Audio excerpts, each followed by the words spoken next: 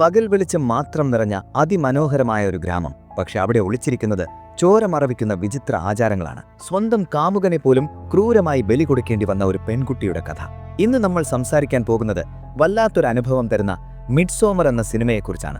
ജീവിതത്തിൽ ഒരുപാട് സങ്കടങ്ങളും നിരാശയും അനുഭവിച്ചുകൊണ്ടിരിക്കുന്ന ഡാനി എന്നൊരു പെൺകുട്ടിയുടെ കഥയാണിത്. ഈ വിഷമങ്ങളിൽ നിന്നൊക്കെ ഒന്ന് രക്ഷപ്പെടാൻ വേണ്ടി അവൾ പോകുന്ന ഒരു യാത്രയും അതവളുടെ ചിന്തകളെയും ജീവിതത്തെയും എങ്ങനെയൊക്കെ മാറ്റിമറിക്കുന്നു എന്നുമാണ് ഈ സിനിമ പറയുന്നത്. കഥ തുടങ്ങുമ്പോൾ തന്നെ നമ്മൾ കാണുന്നത് ഡാനി അവളുടെ സഹോദരി അയച്ചൊരു മെസ്സേജ് വായിക്കുന്നതാണ്. തനിക്ക് ഈ ലോകം മടുത്തുവെന്നും അതുകൊണ്ട് അച്ഛനെയും അമ്മയെയും കൂട്ടി താൻ ഇവിടുന്ന് എന്നേക്കുമായി പോകുകയാണെന്നുമാണ് ആ മെസ്സേജിൽ എഴുതിയിരുന്നത്.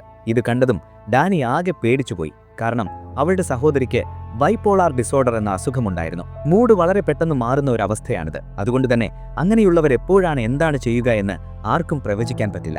സഹോദരി വല്ല ആത്മഹത്യയും ചെയ്യുമോ എന്ന ഭയത്താൽ ഡാനി അവളെ ഫോൺ വിളിക്കാൻ നോക്കുന്നുണ്ടെങ്കിലും ഫോൺ സ്വിച്ച് ഓഫ് ആയിരുന്നു. പലതവണ ശ്രമിച്ചിട്ടും ഒരു വിവരവും കിട്ടാതെ വന്നപ്പോൾ അവൾ ഒടുവിൽ തന്റെ കാമുകനായ ക്രിസ്ത്യനെ വിളിക്കുന്നു. അവനോട് ഇന്ന് രാത്രി തന്റെ അടുത്തേക്ക് വരാൻ സാധിക്കുമോ എന്ന് ചോദിക്കുമ്പോൾ വരാമെന്ന് അവൻ സമ്മതിക്കുകയും ചെയ്യുന്നു. എന്നാൽ അടുത്ത സീനിൽ നമ്മൾ കാണുന്നത് ക്രിസ്ത്യൻ അവന്റെ കൂട്ടുകാരായ ജോഷ്, മാർക്ക് എന്നിവരോടൊപ്പം മറ്റൊരിടത്തിരുന്ന് പാർട്ടി ചെയ്യുന്നതാണ്. ഡാനിയുമായിട്ടുള്ള ഈ ബന്ധം എത്രയും പെട്ടെന്ന് അവസാനിപ്പിക്കാനാണ് കൂട്ടുകാർ അവനോട് പറയുന്നത്. കാരണം അവരുടെ ഈ പ്രശ്നങ്ങളും സ്വഭാവവും കാരണം നിനക്കൊടുവിൽ ഭ്രാന്ത് പിടിക്കുമെന്നാണ് അവരുടെ വിചാരം. അവൾ നിന്നെ ദിവസം മുഴുവൻ ഭ്രാന്തമായി വിളിച്ചുകൊണ്ടിരിക്കുകയാണ്. നീയാണെങ്കിൽ ഇത് കാരണം എപ്പോഴും അസ്വസ്ഥനുമാണ്. അതുകൊണ്ട് അവളെ അങ്ങ് ഒഴിവാക്കി വേറെ നല്ലൊരു പെൺകുട്ടിയെ നോക്കിക്കൂടെ എന്നൊക്കെയാണ് കൂട്ടുകാർ ക്രിസ്ത്യനോട് ചോദിക്കുന്നത്. സത്യത്തിൽ ക്രിസ്ത്യനും ഇപ്പോൾ ഡാനിയെ അത്ര താല്പര്യമില്ലെന്നും എങ്ങനെയെങ്കിലും ഈ റിലേഷൻഷിപ്പ് അവസാനിപ്പിക്കാൻ ഒരു നല്ല അവസരം നോക്കി നടക്കുകയാണെന്നും ഈ സമയത്ത് നമുക്ക് മനസ്സിലാവും. ഈ സംസാരങ്ങളെല്ലാം നടക്കുമ്പോഴാണ് ക്രിസ്ത്യന്റെ ഫോൺ അടിക്കുന്നത്. നോക്കുമ്പോൾ ഡാനിയുടെ കോളാണ്. ആ ഫോണിലൂടെ ഡാനി തന്റെ ജീവിതം തകർത്ത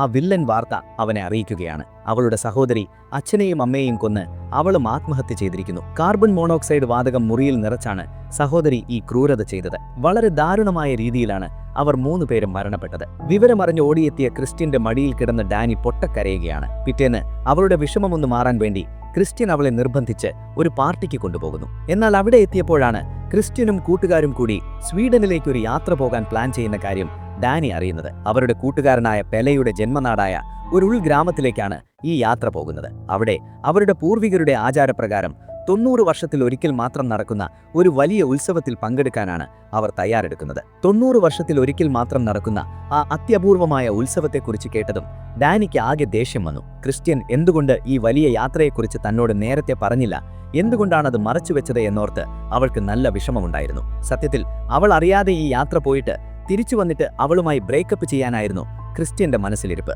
എന്നാൽ ഡാനിയുടെ നിരാശ കണ്ടപ്പോൾ വെറുതെ ഒരു പേരിനു വേണ്ടി അവൻ ചോദിച്ചു, നിനക്കും ഞങ്ങളുടെ കൂടെ വന്നുകൂടെ എന്ന്. അവൾ എന്തായാലും സമ്മതിക്കില്ല എന്ന് ഉറപ്പിച്ചു തന്നെയാണ് അവൻ അങ്ങനെ ചോദിച്ചത്. പക്ഷെ കാര്യങ്ങൾ ആകെ മാറി മറിഞ്ഞു. കാരണം ഡാനി ആ ക്ഷണം സന്തോഷത്തോടെ സ്വീകരിച്ചു. പിറ്റേന്ന് ക്രിസ്ത്യൻ ഈ കാര്യം കൂട്ടുകാരോട് പറഞ്ഞപ്പോൾ അവർക്ക് നല്ല ദേഷ്യം വന്നു. എന്നാൽ ആ സമയത്തേക്ക് ഡാനി അങ്ങോട്ട് വന്നതുകൊണ്ട് അവർ പെട്ടെന്ന് സംസാരം നിർത്തി. എന്നാൽ കൂട്ടത്തിൽ പെലേക്ക് മാത്രം ഡാനി കൂടെ വരുന്നതിൽ വലിയ സന്തോഷമായിരുന്നു. അവൻ ഡാനിയോട് ആ സന്തോഷം പങ്കുവെക്കുകയും അവരുടെ ഗ്രാമത്തിലെ ആചാരങ്ങളെക്കുറിച്ച് കൂടുതൽ പറഞ്ഞുകൊടുക്കുകയും ചെയ്തു. അവിടെ എല്ലാ വർഷവും ഒരു മെയ് ക്വീനെ തിരഞ്ഞെടുക്കാറുണ്ടെന്നും കഴിഞ്ഞ വർഷം എന്റെ സഹോദരിക്കാണ് ആ കിരീടം കിട്ടിയതെന്നും അവൻ അവളോട് പറഞ്ഞു. ഈ വർഷത്തെ ഉത്സവം വളരെ പ്രത്യേകത നിറഞ്ഞതാണെന്നും അതിൽ പങ്കെടുക്കാൻ അവൾക്ക് ലഭിക്കുന്ന അവസരത്തെക്കുറിച്ചും അവൾ വാതോരാതെ സംസാരിച്ചു. കൂടാതെ അവന്റെ വലിയൊരു സങ്കടവും അവളോട് പങ്കുവച്ചു. എനിക്ക് നിന്റെ വിഷമം മനസ്സിലാകും ഡാനി, കാരണം ഞാനും ഒരു അനാഥനാണ്. കുറച്ചുനാൾ മുൻപ് ഒരു വലിയ തീപിടുത്തത്തിലാണ് അച്ഛനും അമ്മയും മരിച്ചത്. ഈ വാക്കുകൾ കേട്ടപ്പോൾ ഡാനിയുടെ മനസ്സിൽ പെലെയോട് വലിയൊരു അടുപ്പവും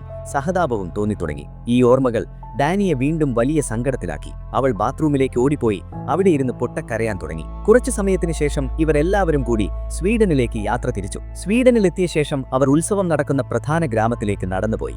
അവിടെ എത്തിയപ്പോൾ ഗ്രാമത്തിലെ ആളുകളെല്ലാം ഒരേപോലെ ധവള നിറത്തിലുള്ള വെള്ള വസ്ത്രങ്ങൾ ധരിച്ചു നിൽക്കുന്ന കാഴ്ചയാണ് നമ്മൾ കാണുന്നത്. അവിടുത്തെ ഗ്രാമവാസികൾ സംസാരിക്കുന്ന രീതിയും ആ സ്ഥലത്തിന്റെ ഘടനയുമെല്ലാം വളരെ വിചിത്രമായിരുന്നു. അവിടെയുള്ള വീടുകളെല്ലാം വ്യത്യസ്തമായ രൂപത്തിലാണ് നിർമ്മിച്ചിരിക്കുന്നത്. അതിലേറ്റവും വിചിത്രമായി തോന്നിയത് മഞ്ഞ നിറത്തിലുള്ള ഒരു വലിയ വീടായിരുന്നു. ആ മഞ്ഞ വീടിനുള്ളിലേക്ക് പുറത്തുനിന്നുള്ള ആർക്കും പ്രവേശനമില്ലായിരുന്നു. അവിടെ എത്തിയ ഇവരെല്ലാവരും ചുറ്റും നടന്ന് കാര്യങ്ങൾ കാണാൻ തുടങ്ങി. ഗ്രാമവാസികൾ വളരെ സ്നേഹത്തോടെയാണ് ഇവരെ സ്വാഗതം ചെയ്തത്. തുടർന്ന് അവിടുത്തെ പെൺകുട്ടികൾ ഒരുമിച്ച് ഒരു പ്രത്യേക നൃത്തം കളിക്കാൻ തുടങ്ങി. ആ നൃത്തത്തിനിടയിലാണ് മായ എന്നൊരു പെൺകുട്ടി ക്രിസ്ത്യനെ തന്നെ നോക്കുന്നത് നമ്മൾ കാണുന്നത്. അവരുടെ നോട്ടത്തിൽ നിന്ന് തന്നെ അവൾക്ക് ക്രിസ്ത്യനോട് ഒരു താല്പര്യമുണ്ടെന്ന് വ്യക്തമായിരുന്നു. ഈ നൃത്തത്തിന് ശേഷം എല്ലാവരും ഒരുമിച്ച് ഭക്ഷണം കഴിക്കാനിരിക്കുന്നതാണ് നമ്മൾ കാണുന്നത്. മേശപ്പുറത്ത് വിഭവസമൃദ്ധമായ ഭക്ഷണം നിരത്തിയിട്ടുണ്ടെങ്കിലും ആരും അത് കഴിക്കാൻ തുടങ്ങിയിട്ടില്ല. എല്ലാവരും ആരെയോ കാത്തിരിക്കുകയാണ്. കുറച്ചു കഴിഞ്ഞപ്പോൾ ആ കൂട്ടത്തിലെ 2 മുതിർന്ന ആളുകൾ അങ്ങോട്ട് വന്നു. അവർ രണ്ടുപേരും ഭക്ഷണം കഴിച്ചു തുടങ്ങിയതിന് ശേഷമാണ് മറ്റുള്ളവരെല്ലാവരും ഭക്ഷണം കഴിക്കാൻ തുടങ്ങിയത്. പിന്നീട് ദിവസങ്ങൾ കടന്നുപോയി. അങ്ങനെ ഇരിക്കെയാണ് ഇവിടുത്തെ ആ ഭയാനകവും രക്തം മറവിക്കുന്ന ഒരു ആചാരത്തിന് ഇവർ സാക്ഷ്യം വഹിക്കുന്നത്. 2 വൃദ്ധരായ മനുഷ്യരെ അവർ ഒരു വലിയ മലമുകളിലേക്ക് കൊണ്ടുപോയി. അവിടെ വെച്ച് ആ വൃദ്ധർ തങ്ങളുടെ കൈകൾ കത്തികൊണ്ട് മുറിച്ച് ഒരു വലിയ കല്ലിൽ രക്തം പുരട്ടാൻ തുടങ്ങി. ഇത് അവിടുത്തെ ആചാരത്തിന്റെ ഒരു ഭാഗമായിരുന്നു. എന്നാൽ അതിനുശേഷം സംഭവിച്ചതാണ് ഏറ്റവും ക്രൂരം. ആ വൃദ്ധയായ സ്ത്രീ മലമുകളിൽ നിന്ന് താഴേക്ക് ചാടുകയും കല്ലിൽ തലയിടിച്ച് തൽക്ഷണം മരണപ്പെടുകയും ചെയ്തു. തൊട്ടു പിന്നാലെ ആ വൃദ്ധനും മുകളിൽ നിന്ന് താഴേക്ക് ചാടി. എന്നാൽ വീഴ്ചയിൽ അയാൾ മരിക്കാതെ വേദന കൊണ്ട് പിടയുകയായിരുന്നു. അത് കണ്ടതും ഗ്രാമവാസികൾ ചേർന്ന് ഒരു വലിയ മരച്ചുറ്റിക ഉപയോഗിച്ച് അയാളുടെ തല അടിച്ചു തകർത്ത് ആ വേദനയിൽ നിന്ന് അയാളെ മോചിപ്പിച്ചു. ഈ ഭീകരമായ കാഴ്ച കണ്ട് പുറത്തുനിന്നുള്ളവരെല്ലാം ആകെ ഞെട്ടിത്തെറിച്ചുപോയി. അതിലേറ്റവും കൂടുതൽ അസ്വസ്ഥരായത് സൈമണും കോണിയുമായിരുന്നു. അപ്പോഴാണ് അവിടുത്തെ ഒരു മുതിർന്ന സ്ത്രീ ഈ ആചാരത്തിന്റെ പിന്നിലെ വിശ്വാസം അവർക്ക് വിശദീകരിച്ചു കൊടുക്കുന്നത്. ഹാർഗ ഗ്രാമത്തിലെ നിയമമനുസരിച്ച് ഒരു മനുഷ്യന്റെ ആയുസ് വെറും 72 വർഷം മാത്രമാണ്. ആ പ്രായമെത്തുമ്പോൾ അവർ സ്വന്തം ജീവൻ ബലി കൊടുക്കണമെന്നാണ് അവിടുത്തെ വിശ്വാസം. ഇപ്പോൾ മരണപ്പെട്ട ആ 2 പേർക്കും 72 വയസ്സായിരുന്നു. എന്നാൽ ഈ വിചിത്രമായ വിശദീകരണമൊന്നും സൈമണിന്റെയും കോണിയുടെയും മനസ്സിലെ പേടി മാറ്റിയില്ല. അവിടെ നിന്ന് എത്രയും പെട്ടെന്ന് രക്ഷപ്പെടാൻ തന്നെ അവർ തീരുമാനിച്ചു. പിറ്റേന്ന് രാവിലെ നമ്മൾ കാണുന്നത് കോണി തന്റെ കാമുകനായ സൈമണെ തിരഞ്ഞ് പരിഭ്രാന്തിയോടെ നടക്കുകയാണ്. സൈമൺ എവിടെയെന്ന് ഗ്രാമത്തിലെ ഒരാളോട് ചോദിക്കുമ്പോൾ അവൻ നിന്നെ തനിച്ചാക്കി കാറിൽ കയറിപ്പോയി എന്നാണ് അയാൾ മറുപടി പറയുന്നത്. എന്നാൽ ഈ മറുപടി കോണിക്കൊട്ടും വിശ്വസിക്കാൻ പറ്റിയില്ല. കാരണം സൈമൺ ഒരിക്കലും അവളെ തനിച്ചാക്കി പോകില്ല എന്ന് അവൾക്ക് ഉറപ്പായിരുന്നു. എന്നാൽ നീ വിഷമിക്കേണ്ട എന്നും നിന്നെയും ഞങ്ങൾ വൈകാതെ അവന്റെ അടുത്തേക്ക് എത്തിക്കാമെന്നുമാണ് ആ മനുഷ്യൻ പറയുന്നത്. ഇത് കേൾക്കുമ്പോൾ തന്നെ നമുക്കൊരു കാര്യം വ്യക്തമാകും.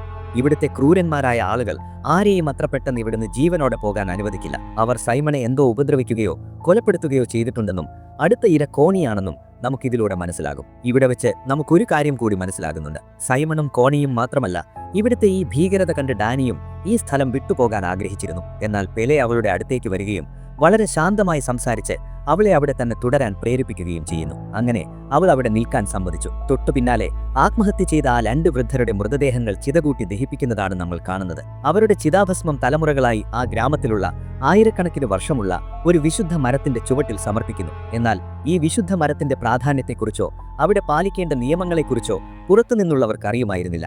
അതുകൊണ്ട് തന്നെ യാതൊരു വിവരവുമില്ലാത്ത മാർക്ക് അബദ്ധത്തിൽ ആ മരത്തിന്റെ ചുവട്ടിൽ പോയി മൂത്രമൊഴിക്കുന്നു. സ്വന്തം പൂർവികരുടെ ചിതാഭസ്മം കിടക്കുന്ന മരത്തിൽ മാർക്ക് മൂത്രമൊഴിക്കുന്നത് കണ്ട് ഗ്രാമവാസിയായ ഉൾഫ് കടുത്ത ദേഷ്യത്തിലാകുകയും മാർക്കിനെ കൊല്ലാൻ വരെ തുനിയുകയും ചെയ്യുന്നു. എന്നാൽ പെലെ ഉടൻ തന്നെ ഇടപെട്ട് ആ ആളുകളെ ശാന്തരാക്കുകയും മാർക്കിനെ അവിടെ നിന്ന് മാറ്റി രക്ഷിക്കുകയും ചെയ്യുന്നു. അതേസമയം മറ്റൊരു വശത്ത് ജോഷ് ഈ ഉത്സവത്തെക്കുറിച്ച് തന്റെ തീസിസ് എഴുതാനുള്ള വിവരങ്ങൾ ശേഖരിക്കുകയായിരുന്നു. ഇതിനായി അവൻ അവിടുത്തെ ഒരു പ്രധാനിയെ കണ്ട് അനുവാദം ചോദിക്കുന്നു. തങ്ങളുടെ സ്ഥലത്തിന്റെ വിലാസമോ ആളുകളുടെ പേരോ വെളിപ്പെടുത്താത്ത പക്ഷം തീസിസ് എഴുതുന്നതിൽ തങ്ങൾക്ക് വിരോധമില്ലെന്ന് അയാൾ ജോഷിനോട് പറയുന്നു. തുടർന്ന് അയാൾ ജോഷിന് അവരുടെ പുണ്യഗ്രന്ഥമായ റൂബി റാഡർ കാണിച്ചു കൊടുക്കുന്നു. അത് കണ്ട് അത്ഭുതപ്പെട്ട ജോഷ് വല്ലാതെ ആകർഷിക്കപ്പെടുകയും അതിലെ ചില ചിത്രങ്ങൾ തന്റെ ഫോണിൽ പകർത്താൻ അനുവാദം ചോദിക്കുന്നു. എന്നാൽ പുണ്യഗ്രന്ഥത്തിന്റെ ചിത്രങ്ങൾ പകർത്തുന്നത് അവിടെ കർശനമായി നിരോധിച്ച ഒന്നായിരുന്നു.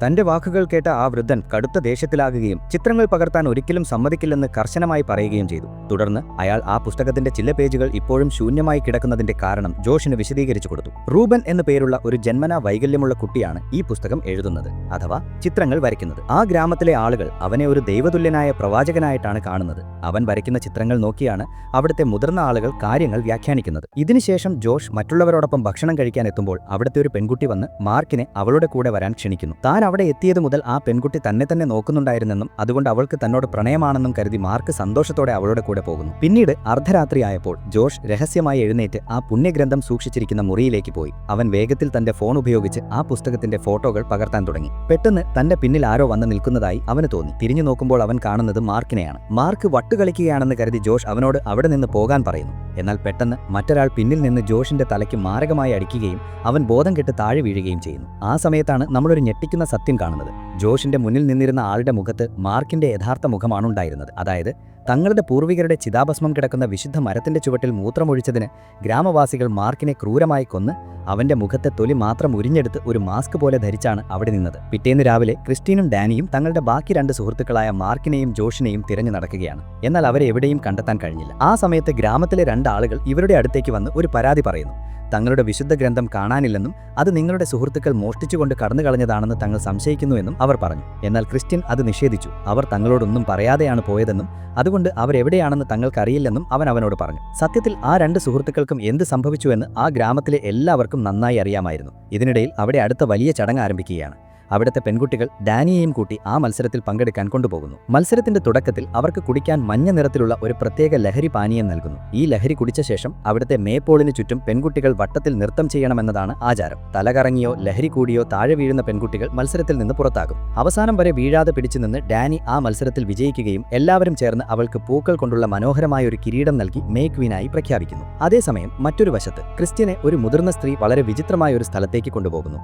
തങ്ങളുടെ പരമ്പര നിലനിർത്താൻ ഒരു പുതിയ കുഞ്ഞിനെ സൃഷ്ടിക്കുന്നതിനുള്ള വിശുദ്ധ ചടങ്ങിനായി മായയ്ക്ക് കൂട്ടായി ക്രിസ്ത്യനെയാണ് തിരഞ്ഞെടുത്തതെന്ന് അവർ അവനോട് പറയുന്നു. മായയോട് നേരത്തെ തന്നെ ഒരു ആകർഷണം തോന്നിയതുകൊണ്ട് ക്രിസ്ത്യനും ഇതിന് വിസമ്മതിക്കുന്നില്ല. തുടർന്ന് ചടങ്ങിന്റെ ഭാഗമായി അവർ അവന് മയക്കം തരുന്ന ഒരു പ്രത്യേക സുഗന്ധദ്രവ്യം ശ്വസിപ്പിച്ചു കൊടുക്കുന്നു. പൂർണ്ണമായും നിയന്ത്രണം നഷ്ടപ്പെട്ട അവസ്ഥയിലായ ക്രിസ്ത്യനെ അവരൊരു മുറിയിലേക്ക് കൊണ്ടുപോകുന്നു. അവിടെ മായയ്ക്ക് ചുറ്റും ഒരു കൂട്ടം പ്രായമായ സ്ത്രീകൾ വിചിത്രമായ മന്ത്രങ്ങൾ ചൊല്ലിക്കൊണ്ട് നിൽക്കുന്നത് കാണാം. ചടങ്ങ് പുരോഗമിക്കുമ്പോൾ ക്രിസ്ത്യനോടൊപ്പം ചുറ്റും നിൽക്കുന്ന സ്ത്രീകളും വിചിത്രമായ ശബ്ദങ്ങളും മന്ത്രങ്ങളും ആവർത്തിച്ചുകൊണ്ടിരുന്നു. ഈ സമയത്ത് ഡാനിയെ അവിടുത്തെ മറ്റൊരു ചടങ്ങിനായി ഗ്രാമവാസികൾ ദൂരേക്ക് കൊണ്ടുപോയിരുന്നു. ആ ചടങ്ങുകൾ കഴിഞ്ഞ് തിരികെ എത്തിയ ഡാനി ക്രിസ്ത്യനെ തിരയുമ്പോൾ അവൻ ദൂരെ എവിടെയോ ഉണ്ടെന്നാണ് അവർ പറയുന്നത്. എന്നാൽ പെട്ടെന്ന് ആ മുറിയിൽ നിന്നുള്ള ശബ്ദങ്ങൾ കേട്ട് ഡാനി അങ്ങോട്ട് ഓടിയെത്തുന്നു. മുറിയുടെ ചുമരിലെ ഒരു ചെറിയ ദ്വാരത്തിലൂടെ നോക്കിയ ഡാനി കാണുന്നത് ക്രിസ്ത്യൻ മായയോടൊപ്പം ആ പ്രത്യേക ചടങ്ങിൽ ഏർപ്പെടുന്നതാണ്. തന്റെ കാമുകന്റെ ഭാഗത്തു നിന്നുള്ള ഈ വഞ്ചന കണ്ടതും ഡാനിയുടെ മനസ്സ് പൂർണ്ണമായും തകർന്നുപോയി. ഡാനി അവിടെ നിന്ന് മാറിപ്പോയി പൊട്ടിക്കരയാൻ തുടങ്ങി. അവളുടെ കരച്ചിൽ ഒട്ടും നിർത്താൻ പറ്റിയില്ല. ആ സമയത്ത് അവളോടൊപ്പം ആ ഗ്രാമത്തിലെ മറ്റു പെൺകുട്ടികളും ഒരുമിച്ച് ഉറക്കെ നിലവിളിച്ച് കരയാൻ തുടങ്ങി. മറ്റൊരു വശത്ത് ക്രിസ്ത്യന് ബോധം തിരികെ കിട്ടുന്നു. അവൻ ആ മുറിയിൽ നിന്ന് ജീവനും കൊണ്ട് ഓടുകയാണ്. പുറത്തെത്തിയ അവൻ കാണുന്നത് മണ്ണിൽ തലകീഴായി കുഴിച്ചിട്ട നിലയിലുള്ള ഒരു മനുഷ്യ ശരീരമാണ്. അയാളുടെ കാലുകൾ മാത്രമേ പുറത്തേക്ക് കാണാമായിരുന്നുള്ളൂ.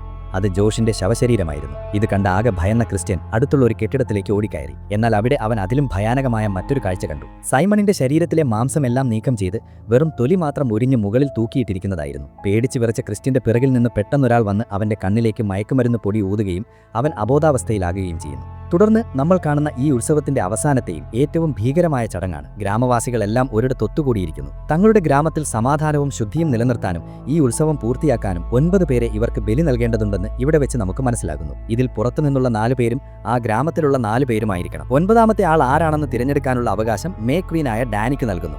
ഈ ബലി നൽകപ്പെടുന്ന 9 പേർ ആരൊക്കെയാണെന്ന് നമുക്ക് മനസ്സിലാകും. പുറത്തുനിന്നുള്ള 4 പേർ ജോഷ്, മാർക്ക്, കോണി, സൈമൺ എന്നിവരായിരുന്നു. കൂടാതെ ആ ഗ്രാമത്തിൽ നിന്നും ബലി നൽകപ്പെടുന്ന 4 പേരിൽ 2 പേർ നേരത്തെ മലമുകളിൽ നിന്ന് ചാടി ആത്മഹത്യ ചെയ്ത ആ 2 വൃദ്ധരും ബാക്കി 2 പേർ സ്വയം ബലി നൽകാൻ തയ്യാറായ ഗ്രാമവാസികളായ ഇങ്മറും ഉൽഫുമായിരുന്നു. നേരത്തെ മരിച്ച 2 വൃദ്ധരും ഉൾപ്പെടെ 6 പേരുടെ പേരുകളാണ് ഇപ്പോൾ വ്യക്തമായത്. ഇനി ബാക്കിയുള്ള 3 ബലികളിൽ 2 പേർ ഗ്രാമവാസികളിൽ നിന്നും 9ാമത്തെ ആൾ മേക്വീനായ ഡാനി തിരഞ്ഞെടുക്കുന്ന ഒരാളുമായിരിക്കണം. ഈ വലിയ തീരുമാനമെടുക്കാനുള്ള അവകാശം പൂർണ്ണമായും ഡാനിയുടെ കയ്യിലാണ്. ഒടുവിൽ അവൾ ഒരു കഠിന തീരുമാനമെടുക്കുന്നു. അവസാന ബലിയായി അവൾ തന്റെ കാമുകനായ ക്രിസ്ത്യനെ തിരഞ്ഞെടുക്കുന്നു. കാരണം ക്രിസ്ത്യൻ തന്നോട് ചെയ്ത വഞ്ചനകളെല്ലാം അവൾക്ക് ഓർമ്മയുണ്ടായിരുന്നു. അവൻ ഒരിക്കലും ഡാനിയെ സ്നേഹിച്ചിരുന്നില്ല, അവളെ ഒഴിവാക്കാൻ ആഗ്രഹിച്ചിരുന്നു. ഒടുവിൽ അവളെ വഞ്ചിക്കുകയും ചെയ്തു. തുടർന്ന് ആ ഭീകര ബലിച്ചടങ്ങ് ആരംഭിക്കുകയാണ്. അവർ ഒരു വലിയ കരടിയുടെ മൃതദേഹം കീറി അതിനുള്ളിലെ ഭാഗങ്ങളെല്ലാം നീക്കം ചെയ്ത് ആ തൊലിക്കുള്ളിലേക്ക് അനങ്ങാൻ കഴിയാത്ത അവസ്ഥയിലുള്ള ക്രിസ്ത്യനെ കയറ്റിവെക്കുന്നു. അതിനുശേഷം അവനെ ആ മഞ്ഞ നിറത്തിലുള്ള വിശുദ്ധ കെട്ടിടത്തിനുള്ളിലേക്ക് കൊണ്ടുപോകുന്നു. അവിടെ ജീവനുള്ള 3 പേരെയും, അതായത് ക്രിസ്ത്യനും സ്വയം ബലി നൽകാൻ വന്ന 2 ഗ്രാമവാസികളും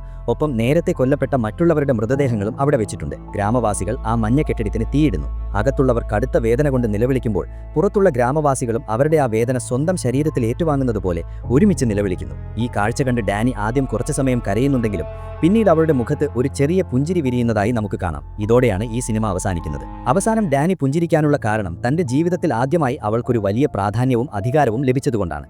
അതുവരെ വിഷമങ്ങളും തനിച്ചാക്കപ്പെടലുകളും മാത്രം അനുഭവിച്ച അവൾക്ക് ഒരു പുതിയ കുടുംബവും തന്നെ സ്നേഹിക്കുന്ന ഒരു കൂട്ടം ആളുകളും ഇവിടെ കിട്ടിയിരിക്കുകയാണ്. താൻ ഈ ലോകത്ത് വളരെ സ്പെഷ്യലാണെന്ന് ഗ്രാമവാസികൾ അവളെ ബോധ്യപ്പെടുത്തിയതുകൊണ്ട് അവൾ തന്റെ പുതിയ ജീവിതത്തിലേക്ക് ആ പുഞ്ചിരിയോടെ ചുവടുവെക്കുന്നു. അവൾ ഇനി ആ ഗ്രാമത്തിൽ തന്നെ ജീവിച്ചേക്കാം. അപ്പോൾ സുഹൃത്തുക്കളെ, നമ്മുടെ ഇന്നത്തെ വീഡിയോ ഇവിടെ വെച്ച് അവസാനിക്കുകയാണ്. നിങ്ങൾക്ക് ഈ വീഡിയോ ഇഷ്ടമായെന്ന് കരുതുന്നു. ഇഷ്ടപ്പെട്ടെങ്കിൽ ദയവായി ലൈക്ക് ചെയ്യാനും ഷെയർ ചെയ്യാനും ചാനൽ സബ്സ്ക്രൈബ് ചെയ്യാനും മറക്കരുത്. നന്ദി.